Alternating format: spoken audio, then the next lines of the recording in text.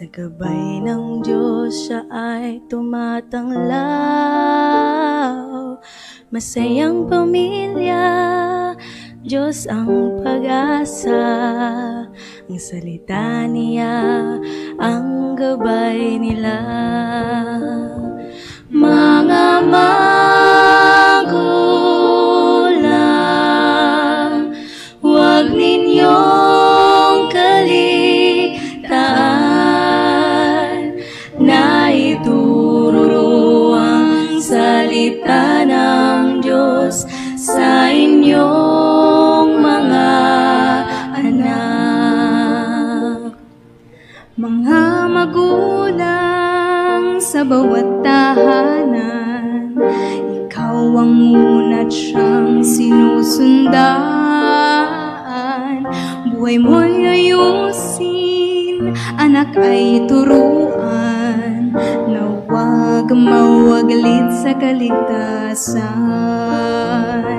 Mga magulang, huwag ninyong kaligtaan na ituro ang salita ng Diyos sa inyong mga anak.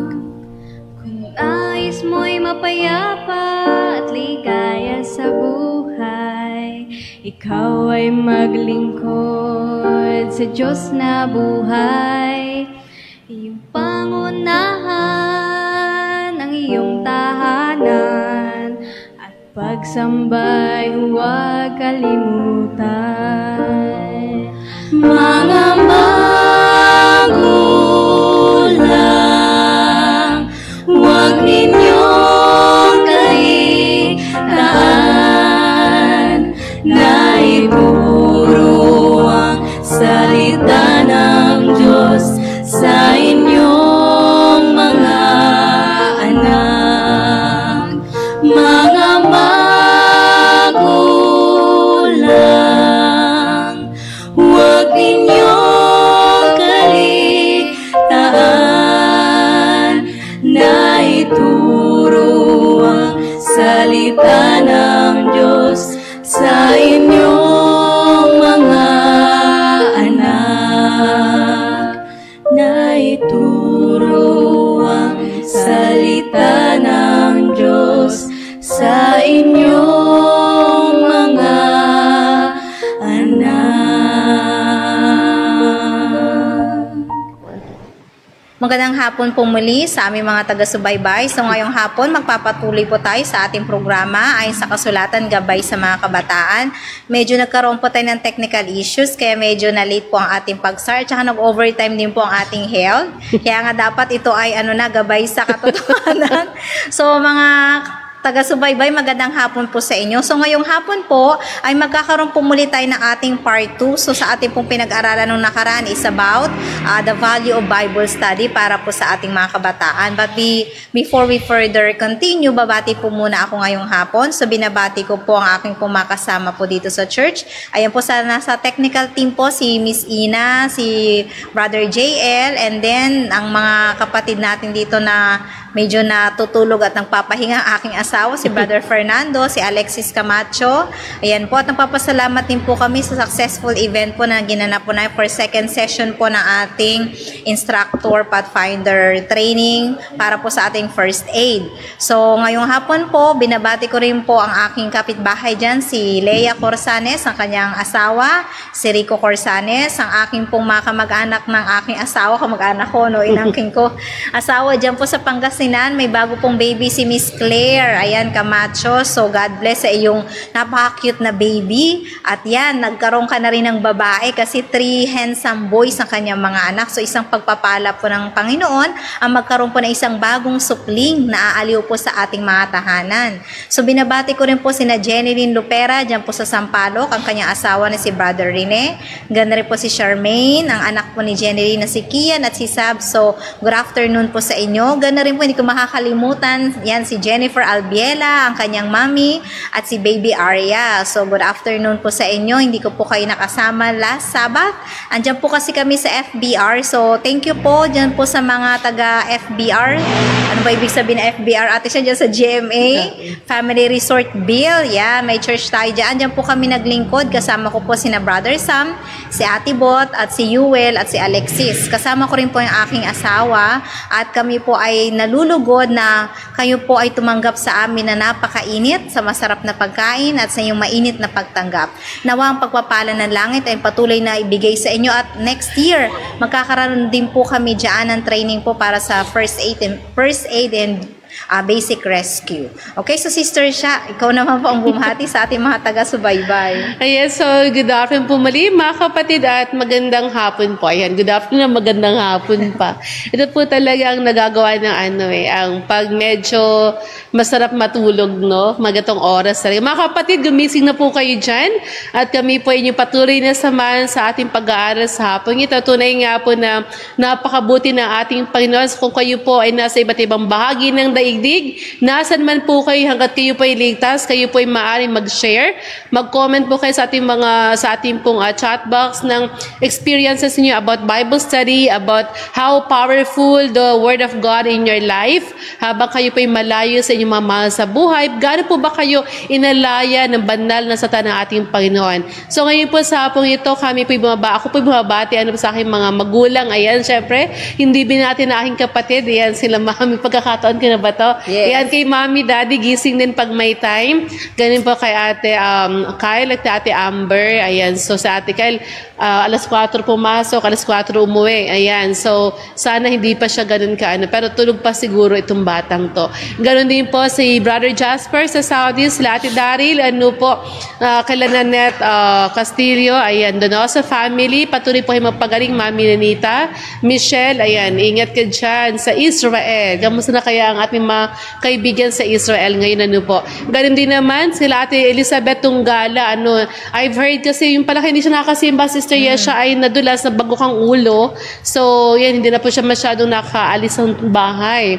Ganun po kay Sir Joanne, ganun po kay Ate Joylyn Tuyak, ayan, sa Karasa family, sa kanila pong sa pangungulila ay magpalakas po tayo sa ating pananampalataya, kay Mami Ruth, kay Sister Elisa, Mami Mami Esther, ayan, Hardelesa, si Mami kamusta na? Si Mabiliarosa, po, ayan. Sa Sister Chongko, ayan, wala rin po kay kahapon.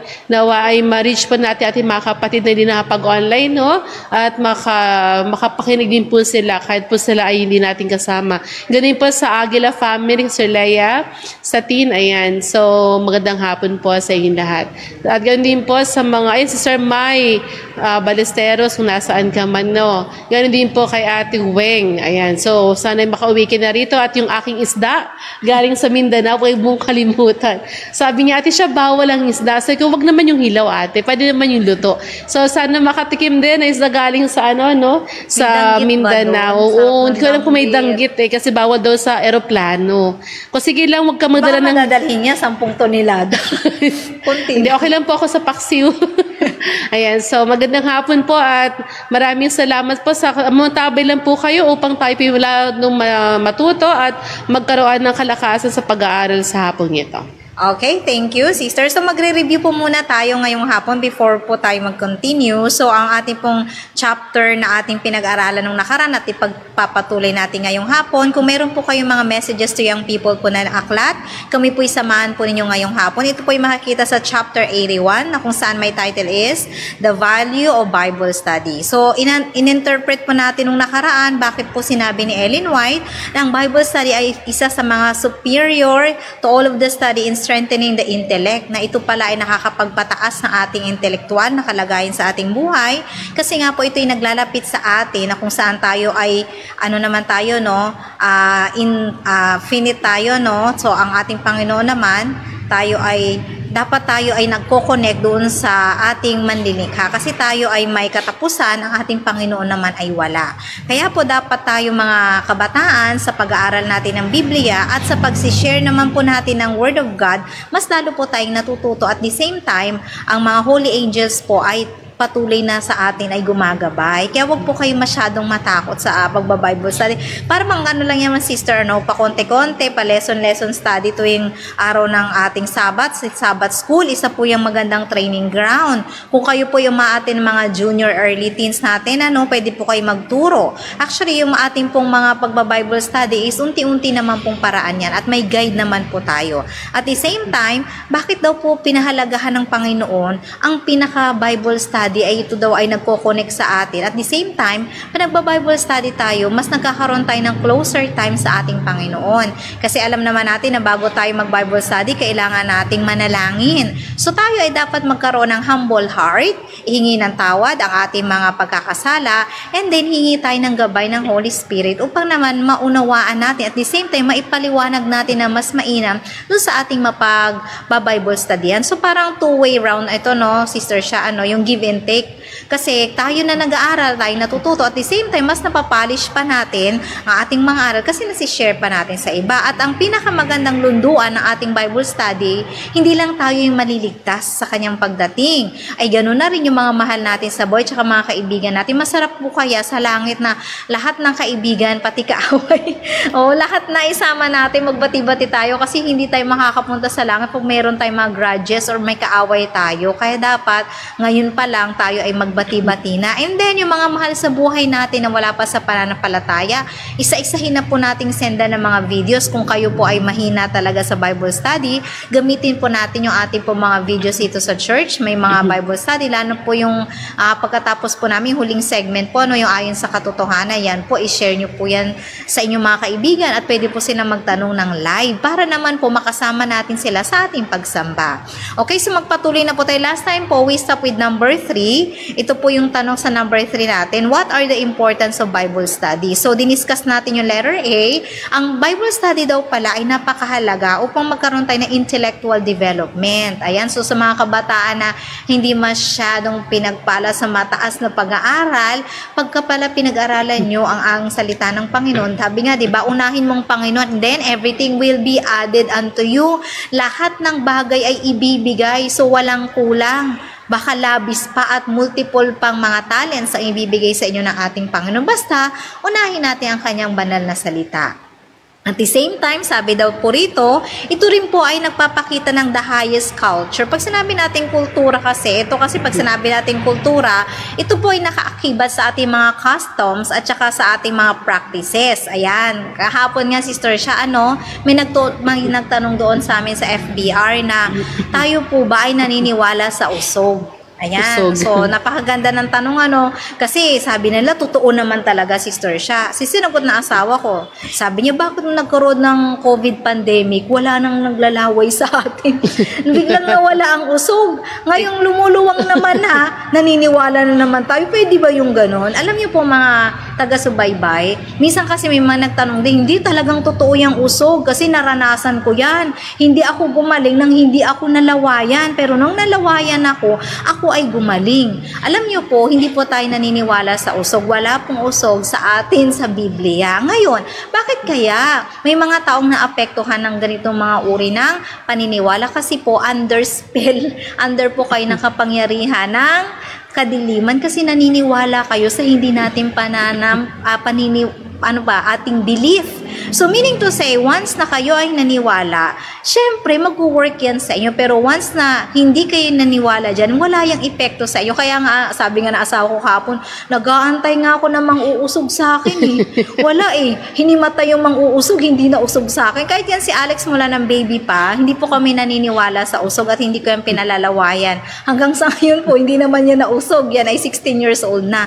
Kasi po, kaya po naapektuhan ang mga anak po ninyo ng mga usog. Kasi kayo mismo mga magulang, hindi nyo makumbinsi yung anak ninyo na sarili ninyo na walang usog. Syempre, under ng inyong kapangyarihan ng inyong mga anak. Kaya po mga taga-subaybay, ang pagbabasa po ng Biblia ay magkakaroon po kayo ng highest intellect. Bibigyan kayo ng discernment ng Holy Spirit. Ano ba yung mga tamang paniniwala natin para hindi tayo masyadong naliligaw. Minsan pa, di ba, sister siya, pag may patay, meron pang, bawal ka magwalis, yan, bawal ka maglinis, tapos bawal ka daw mag-uwi ng ng mga pagkain, mga ganyan.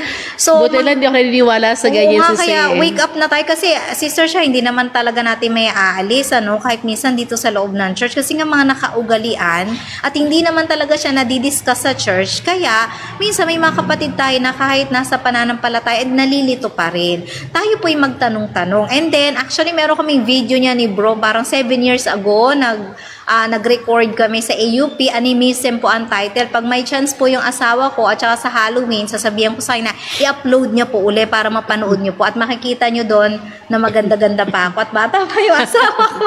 At kumakanta pa ata si Kyle, parang ilang taon ba si Kyle no? To si Parang, Amber, hindi pa masyado maganda ang mga kanyang 7, si Amber yes, nun, si Kyle kami mga po nasa ay 12. nagre-record na po sa AUP. Sobrang tagal na po namin sa social media. Kaya makikita niyo po ang pagbabago na ay mga physical. Pero alam naman po natin, ang pinauunlad po natin, ang ating intellectual na relasyon sa Panginoon. Okay, so Sister siya, baka may idadagdag ka dyan. Ayan, so sabi nga po sa pag-aaral natin, no, the Word of God is the bread of life. Without the bread of life, how can we live? Di po ba? It may be easy simply for us to say na kaya naman nating mabuhay without the Word of God. And we can rely on our own understanding and knowledge. However, sa atin na kung saan the Word of God must be a part of every action and every attribute of our character. So, ang ating karakter pala ay nakabase po talaga sa salita ng ating Panginoon. Kasi mga kayo na may kaaway po kayo, magbati-bati na kayo, ganyan kasi kailangan talaga po nating magkaroon ng kapayapaan sa bawat kapatid. Kasi sayang po yung binabasa natin sa Bible because the Bible is our greatest teacher. Imagine po lahat talaga sa Biblia nakalagay how to live daily, how to be a to have Christ-like character. Paano talaga ibig sabihin po ito talaga ay nakabase sa ating Panginoon. Sabi mo nga po kanina mahirap kasi yung imagine niyo po yung aking anak si Ate Amber, ang kanyang homework ay gawa ng report o PowerPoint regarding sa iba't ibang paniniwala ng Pilipino. Mga manggagaway man yan, mambabarang man yan, manguusog man yan, lahat na manananggal. Sabi ko, bakit pag sa ibang probinsya may manananggal, ba't sa Manila wala? Di ba? Baka sa iba may manggagaway, ba't dito wala? Uy, ikat kita ha. May napanood akong short video clip sa Facebook. Sa Amerika, meron ng tik-tik, aswang ang tawag. Nakarating na po sa Amerika. May diba? palabas na po sila in English. Natawa naman ako. Imagine mo na nag-internationalization na rin ang ating mga aswang, no? Tapos magugulat po kasi when she was doing it, binabasa ni Mama, ito pala yung mga author ng mga ito.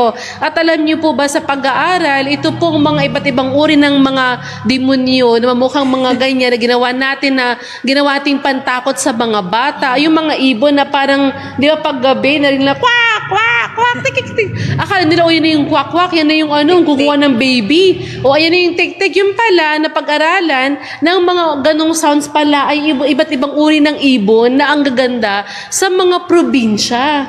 Tapos akala nila, ginawa nilang panakot. Alam niyo po ba nabigay ng mga panakot na yan? Ang mga Espanyol, ang mga Spaniard. Kasi gusto nila talaga mga Pilipino ay maniwala sa kapangyarihan ng holy water nila at sa pangalan ni Maria. Kaya nagawa po daw talaga sa iba't ibang uri ng mga demonyo, yung mga manggagaway, mambabarang, mangkukulam.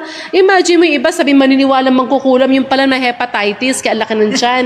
Di ba, hindi gumagaling. Di ba, mga Filipino ganyan, pag wala ng pera, kumakapit na po yan sa manggagamot.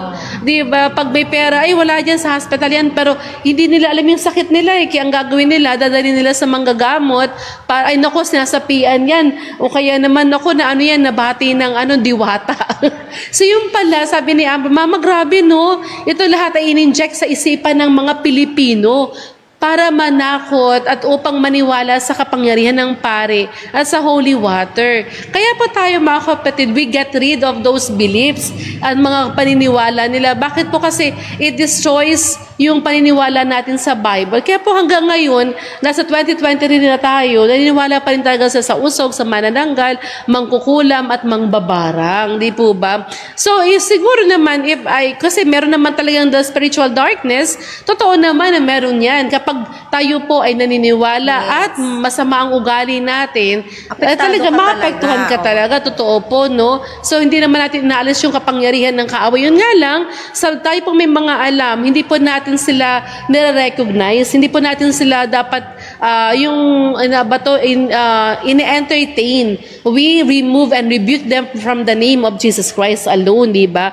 Yung sabi po rito, no, it gives immortal vigor to the soul, perfecting the experience and bringing joys that will abide forever. So sa tanang ating pong Panginoon, hanggang nasa langit po tayo, hindi mawawala ang kanyang mga salita. And this is our guide, talagang guidelines po ng isang Kristiyano. Hindi ka man Seventh-day Adventist, kung nagbabasa ka ng Bible, hindi po pwedeng hindi mo makilala ang Panginoon sa tama, malibang wala ka talagang Holy Spirit. Kaya di ba ang pag-aaral ng Bible, kayo na sabi nga ni Say ay hindi dapat talaga may pag-alalay ng banal na Espiritu. We ask for God's Spirit wisdom so that we can be enlightened. Kaya po nagba-Bible study tayo sa personal or nagba-Bible study po tayo sa ibang tao, it should always be guided by the Holy Spirit. Okay, so thank you. So magdadagdag po ako dyan, kasi yung the highest culture daw, sabi ni Miss Ellen G. White, it will turn disgust from the trashy literature and the idle amusement that are demoralizing them. Ayan. So mga millennials naman, konti naman talaga ang naniniwala sa mga animism, pero may mga pailan-ilan kasi nung diniscuss ko po ito doon sa aking school, sa online, marami pa rin talaga nagtanong, paano po yung mga nuno sa punso, mga ganyan-ganyan, kasi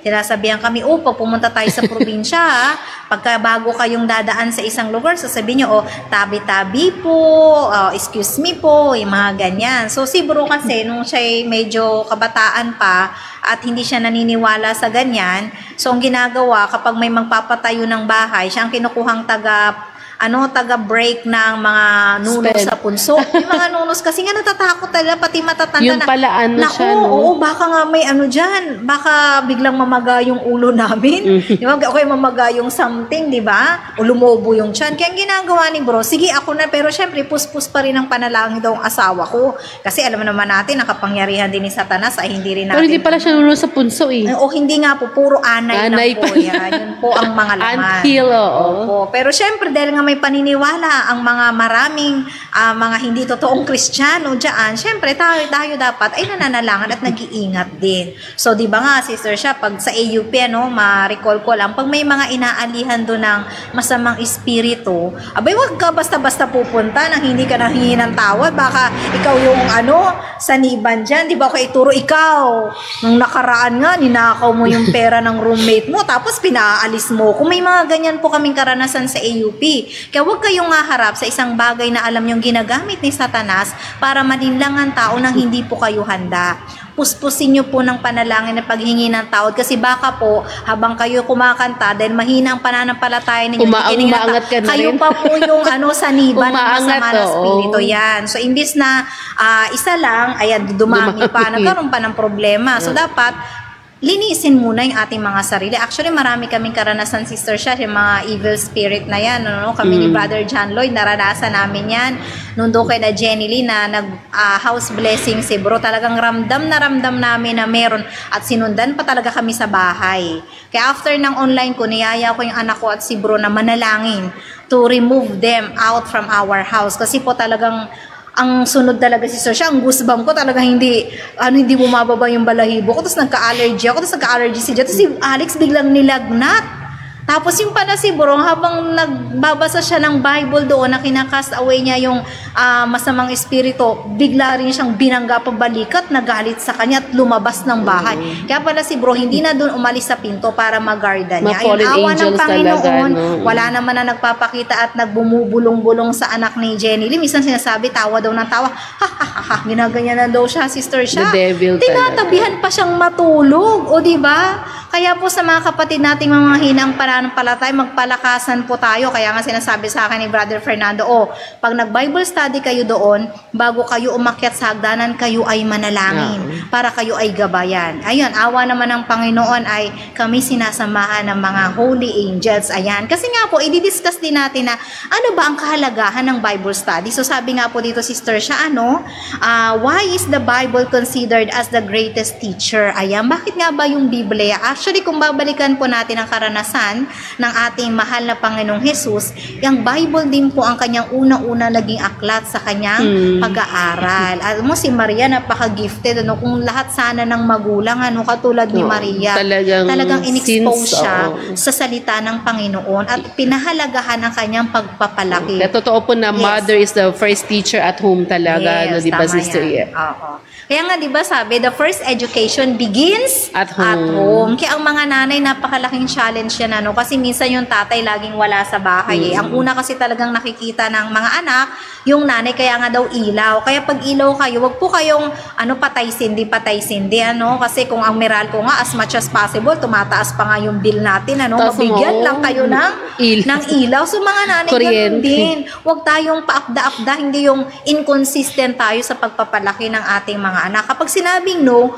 Minsan, tinanong ako ng anak ko kanina, parang sabi niya, Ma, bakit dati kapag pinagagalitan ako ni Papa o pinagsasabihan, hindi ka nangingialam? Sabi ko, kasi anak, may disiplina siya na kanya, may disiplina ako na akin. Hindi kami pwede magtalo sa harapan mo. Kung sakali, hindi ako agree sa kanya, mag-uusap kami at hindi namin ipapakita yan sa'yo. Kasi nga, ang mga bata makukonfuse Kasi kapag kayong mga magulang nag-away at kinampihan yung anak nyo, isipin ng anak nyo, yung bait ni Mommy, pinagtanggol ako. Hindi ko nga pati si Daddy, doon ako lagi hingi ng baon. Nagkakaroon po tayo ng discrepancy sa ating disiplina sa ating tahanan. Kaya kung may problema kayo sa disiplina, mag-usap kayo mag-asawa at maging standard po ito sa ating tahanan. Kasi nga, ang mga bata kasi tinitingnan yung disiplina ninyo at yun naman ang kanilang susundan. Kaya yung mga magulang na mahilig din magbasa ng mga babasahin na, kasi ang ating topic is Bible, na mga hindi naman kasang-ayon, yung mga anak ninyo, makita ninyo, si Alex ng baby pa, ako itong tuwa dyan,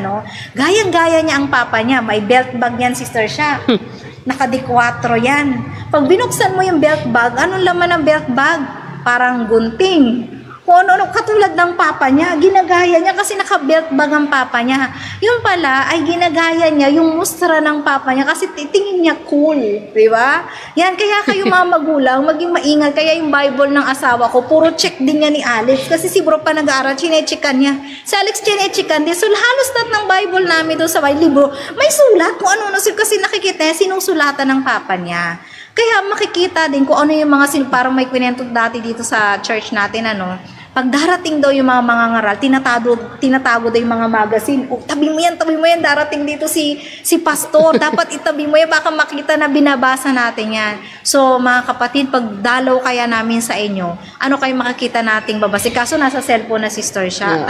Hindi na nakikita, pero nakikita rin yan, ha? Take note, maging maingat kayo sa inyong paggamit. Pagka mamaya, manakaw ang cellphone yung mahakang anyong Facebook account, tapos ipinopost nyo yung mga pinag-aano ninyo sa araw-araw na buhay. So, mag-ingat kayo. Kaya nga sabi dito is, ang ating Biblia ay magbibigay ng power sa ating mga kabataan. Okay? Normally, dun sa mga hindi lumalago, kayo ay lalago. Kaya kapag kayo ay nag-aral ng banal na kasulatan at try nyo itong i-share, parang sa teaching din yan, sister siya, di ba?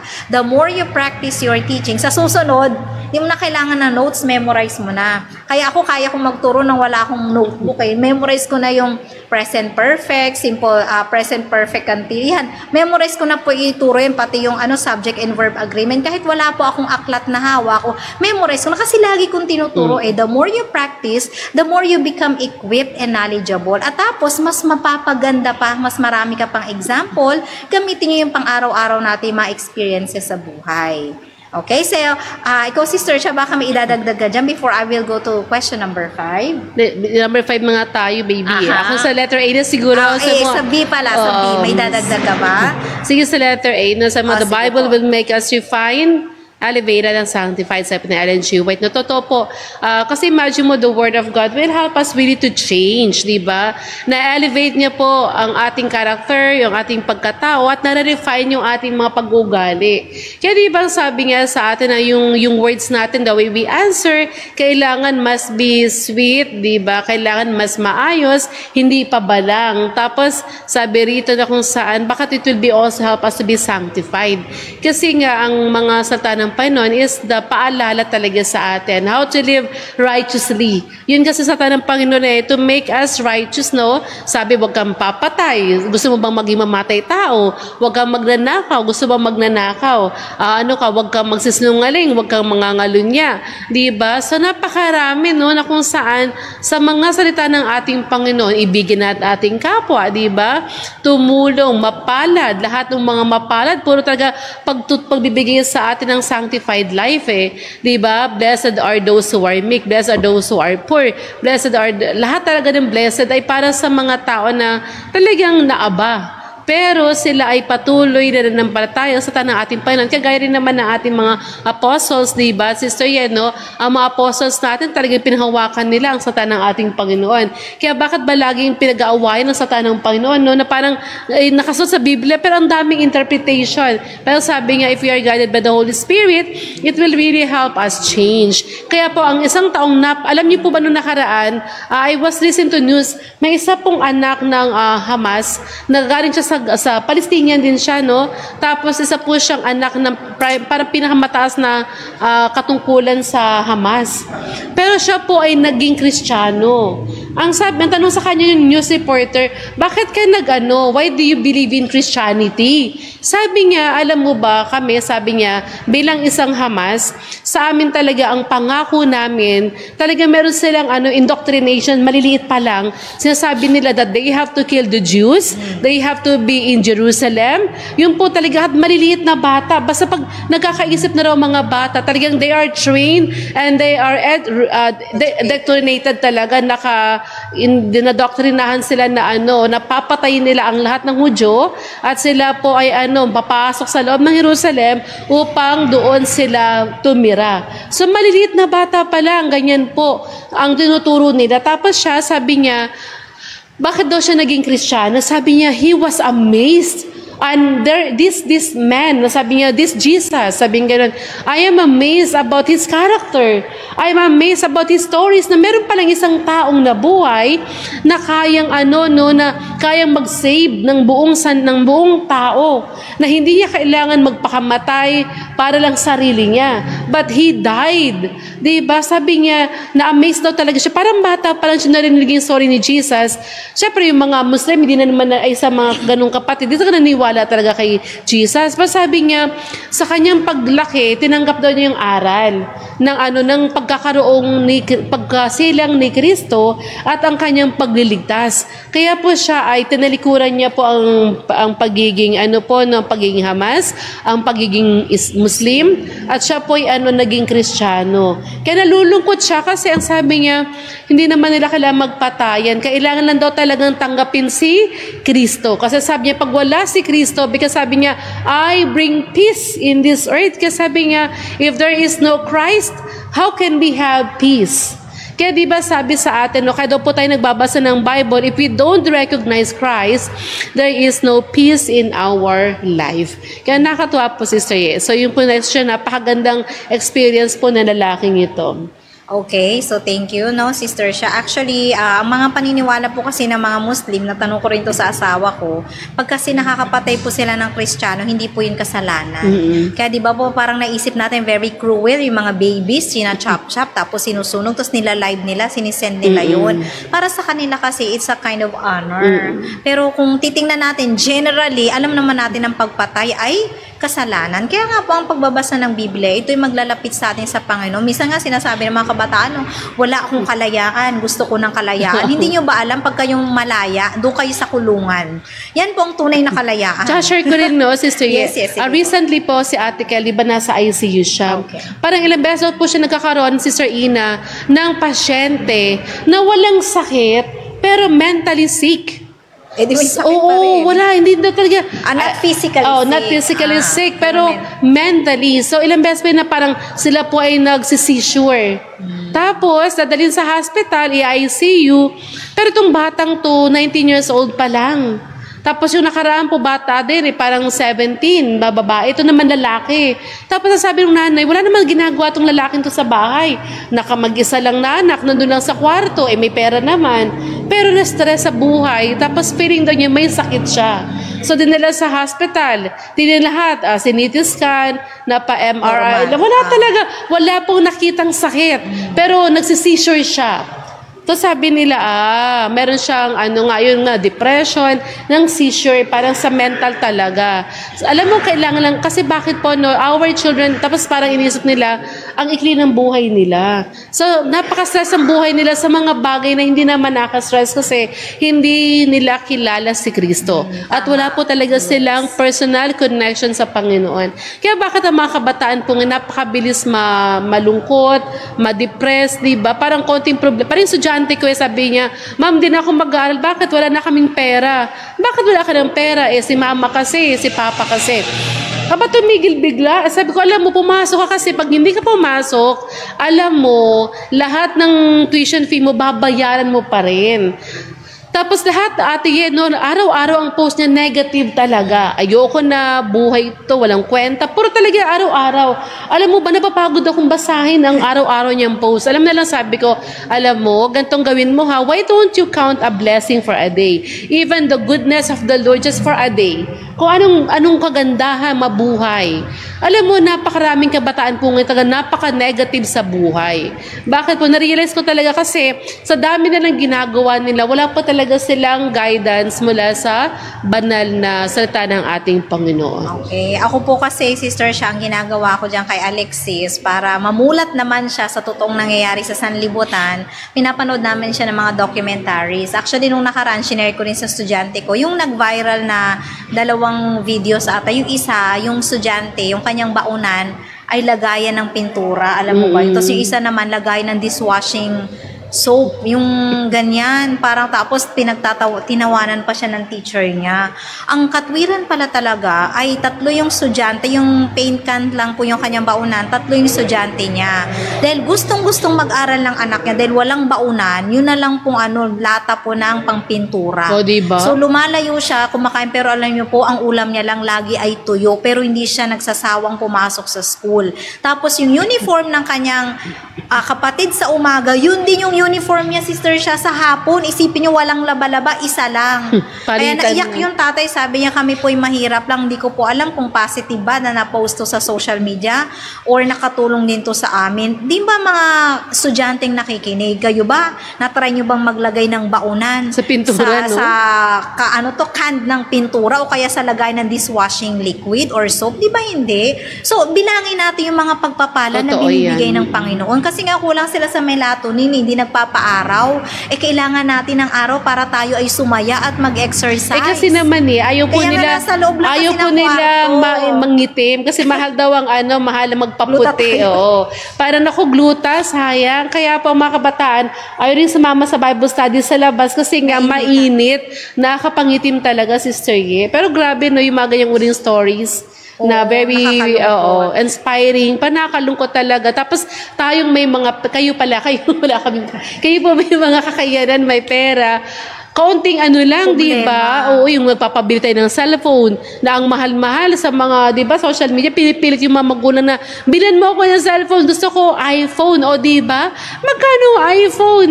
Di ba, pinamababa ng iPhone, 30,000, 35. O, tapos pag wala kang 35, alam mo na, doon ka na lang sa Macy, mura lang. Pero imagine mo na, ikaw, how could you demand na mga bata pa kayo, wala kayong trabaho, di ba? Hindi nga kayo nag-aaral ng Bible, gusto yung magkaroon ng iPhone, grabe naman.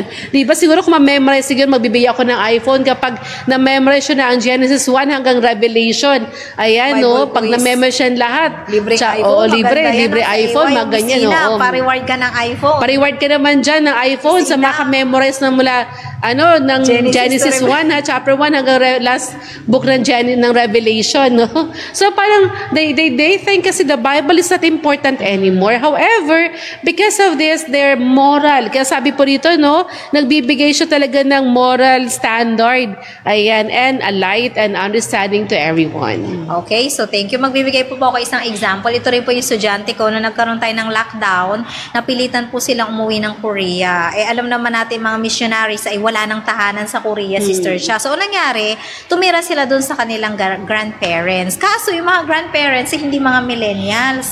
Hindi sila naiintindihan. Bakit sila nag-o-online class? Ang akala lang matatanda, puro kayo gadget, puro kayo laptop, puro kayo cellphone. Hindi niya alam na go-online classes yung mga bata. So, dahil sa ganong setup, nagkaroon din ng sakit yung estudyante ko na hindi rin mawari ng doktor. And then, na-figure out nila na stress pala. So, ang ginawa ng magulang, dahil na stress, nag-rent na lang sila ng studio type, Sister Sha. Kaso, ang problema naman pala sa studio type sa Korea, kasi mahal po talaga ang cost of living at apartment sa Korea, lalo pag sa Seoul. Alam niyo po, ang kanya naman naging struggle, Sister Sha, kasi studio type, kung ano yung ulam nila ng umaga, amoy sa kanyang uniform. So, sa dami. So, pag pumapasok siya sa academy, yung mga classmate niya, nakakunot ang noo. So, it means, kapag po kasi nangangamoy kayo ng ulam, ibig sabihin sa Korea, hindi ka masyadong mayaman. Kasi hindi nakahiwala yung kwarto mo sa kusina. No? Yes. So, parang nagkaroon na naman siya ng anxiety. So, ang ginagawa niya, sinasabi niya sa mami niya na, Mami, kapag kalalabahan mo yung mga damit ko, pwede ba pag ka muna magluto? Kasi nabubuli rin sila. So, marami yung factors. Pero alam nyo, dahil sa Kristiyano sila, positive naman ngayon, medyo masaya na siya. Nang tinanong ko siya, kamusta ka? Kasi nag-aaral siya sa international school dito sa Philippines. Doon nag-aaral yung anak ni Duterte. Oo. Hindi ko na babanggit yung school. Sobrang sikat na, so sobrang mahal. Para alam ko yan. Oo, hindi ba sa Brent yan? Hindi, sa Rizal, malayo. Mas mahal pa sa Brent. Yes, sa bundok nag-aaral ang anak ni Sara Duterte. Bawal daw kunan ng picture. Bawal din. Minsan nag-recital sila. Sabi ko, ba't di mo kinunan? Bawal, teacher. Ang daming bodyguards. Okay. So, doon nag-aaral at naging positive naman yung kanyang pananaw sa buhay. Yun nga lang, sobrang tight din ang schedule ng international school. At Sister Sha, wala silang holiday, walang Halloween kasi nga international school sila. Kaya medyo na-stress siya kasi American standard daw sila. Pero ngayon, positive na siya at nakita niya na masarap pala mabuhay at marami palang pagpapala ang Panginoon. Basta't babalik din tayo sa ating pag-ibig. Kaya nga diba sabi nga balik tayo sa Biblia. Yan ang unang first love. Diyan natin makikita ang commandments ng Panginoon na maglalapit naman sa atin. So talaga yung peace, andun talaga siya no? So lagyan ko nito sa letters na tayo story, no? Ayan, gusto ko po ito Angels stand beside the searcher of the scriptures to impress and illuminate the mind. Imagine mo, no, na when we open the Bible, once we pray, after we pray, the angels, no, nakatayo pala sila sa atin, Kuya John Lloyd. Katabi mo yung mga angels mo pag nagbabasa ka ng scripture. Imagine mo, how could you feel na habang nagbabasa ka ng Bible, habang nagsulat ka dyan, ay kasama mo yung angel ng Panginoon. Yes. Diba? Na nakaguard sila sa'yo talaga, stand the searcher of the scripture to impress. Sila pa nagtuturo sa iyo and to illuminate the mind. So kung kayo po mga kapatid ay feeling nyo wala kayong kasamang angel, magbukas kayo ng Bible. You pray for that and you keep the promise na kasama mo yung mga angel ng Panginoon, di ba? Nakakatuwa that they're guarding you. They're giving you the wisdom na magagamit mo for the whole day. Kaya po tunay mga kapatid, no, wag po nating i-neglect ang Bible study. Either personal and yung ginagamit po natin pag tayo po nag-aaral din naman sa labas. Kasi totoo po, once we give the Bible study outside Ate Yek at sa mga kaibigan po natin, kasi sa mga estudyante natin, the devil will do things, diba, to stop us. Pero once we pray for that, the angels of God will be with us, giving the Bible study. Talagang hindi niya tayo pag-iiwanan, di ba, Sir Yek? At nararamdaman mo, the enemies are just standing beside also you, but then when you pray, talagang they will be asked to be away from you by the angels of God. Talagang, minsan po na-experience ko yan parang sa fourth floor kami, habang nagbibigay ako ng lecture, kasi study namin is about world literature. So, meron po kami natatouch about Egyptians, the Egypt literature, Hebrew literature. Nung napunta po kami sa Egypt, medyo mabigat. Kasi sa Egypt literature, nandun talaga mapag-aaralan mo the history of their goddesses. Kung sino yung mga sinasamba nila. Diba sa Egyptian literature, puro talaga mga Illuminati. One-eye God, yung mga sila Horus, sila Ra, nandun yung mga yan. So habang nag-lecture po ako about that, kung bakit ginagamit ng kaaway yung mga symbols and signs, tapos sa room po namin yung laptop ko biglang namatay. Pati yung projector namin, nasa 4th floor kami, alas 8 ng gabi. Kasi that time, hanggang 8:30 ang pasok ko ng gabi. Bigla siya talaga lang namatay. Tapos yung mga estudyante ko, natakot kasi they felt something na talaga, may humawak sa mga balikat nila. So lahat ng sigawan, lumabas sila ng classroom, tapos namatay yung ilaw sa kwarto. Sabi ko, stay. And then sabi ko, in the name of God, the name of Jesus Christ, Satan, get away from us. Tapos I asked my student to go back to pray. Alam mo, habang naglalakad ako, may tumulak sa akin, Sister Ye. Pagbaba ko ng hagdanan, talagang, I was almost talagang may tumulak sa akin eh. Tapos sabi ko, Lord, sabi ko, Jesus Christ, ganun, protect me. Talagang ramdam ko talaga, Sister Yen, na alam mo, when you are giving the truth to the people, na ayaw ipaalam talaga ng kaaway ang katotohanan, gawa sa talaga ng paraan para guluhin. Di ba? Ang pag-aaral natin, bigyan ng takot, para matakot sila, no? Para hindi na makinig sa'yo. Pero may kitapon natin God's guidance talaga. Kaya alam mo po, sa totoo lang, no, when we value the word of the Bible study, it is a blessing for us. Di ba? Yung napakaganda na kasama mo yung Holy Spirit, tsaka kasama mo yung angels. Imagine mo, kung hindi ka nagbabasa, sino kasama mo, Ate Alex, pag hindi tayo nagbabasa ng Bible? Di ba? Ibang anghel. Di ba? Alam mo na kung sinong anghel. Pero imagine mo kay John Lloyd, no, the promise of God that the angels of God will be beside us, teaching us, illuminate, talaga nagliliwanag sila. O di ba? Parang wow, ito pala yung parang nasa TV lang, na mga palabasan, parang pag nag-aaral sila John Wycliffe, yung mga sila John, di ba sila John the Revelator, nagbabasa na ba yung ilaw sa paligid nila? And simply because they are with the angels. Okay, so wala na po tayong enough time kasi ito po ay magti-3:30 na. Wala na ba? Yes, Sayang naman. Po. So ngayong hapon po ay magbibigay po ng huling salita si Sister Cha about po sa value ng Bible study para sa ating mga kabataan. So ngayong hapon, wag po natin kalimutan sa mga kabataang nakikinig, sa mga magulang, bigyan po natin ng halaga at time ang pag-aaral po ng Biblia. Kung hindi pa po kayo marunong talaga mag-Bible study sa ngayon, unahin niyo pong aralin personally. Magkaroon po kayo ng quiet time na tinatawag personal Bible study time. Ito po yung personal ninyo, hindi yung bukod po sa worship, kasi minsan mga nag-worship, minsan napipilitan lang, ang hirap minsan sa mga kabataan, parang tagal-tagal naman, ipapat ni mama, ang dami ko pang homework. So, ito hindi nagiging pagpapala sa inyo mga kabataan. Mas maganda, magkaroon din kayo ng sarili nyong personal Bible study time. Kasi ito po ay magpapalakas sa inyo. Para sa panahon naman ng mga kabagabagan, kalungkutan, at sa mga pagsubok, ay meron kayong strength na kung saan magagamit nyo to fight all of those things. Okay, Sister Cha, bago tayo mag-closing prayer. Yan, totoo nga po, no? Siguro bago pa tayo mag-close, sabi nga po agad sa Romans 15:4, muli po natin basahin sa English, no? Romans 15:4 about the goodness of the Bible. It says, whatsoever things were written aforetime were written for our learning, that we through patience and comfort of the scriptures might have hope. So talaga po tayo ay binigyan ng Panginoon ng kanyang mga salita upang sa ating ikalalago noon at hanggang ngayon, na kung saan it is the scriptures comfort, diba, na magbibigay sa atin ng pag-asa. Na ang Biblia din naman, ang kanyang mga satay, atin pong mga liwanag, sabi nga Ate Ye, matatagpuan sa aklat ng Psalms. Pakibasa nga po, Sister Ye. Okay, so buksan po natin ang ating Bible sa ito po, Psalms 119 verse 105. Psalms 119 verse 105. 119, 105. 119, 105. Ayan na po.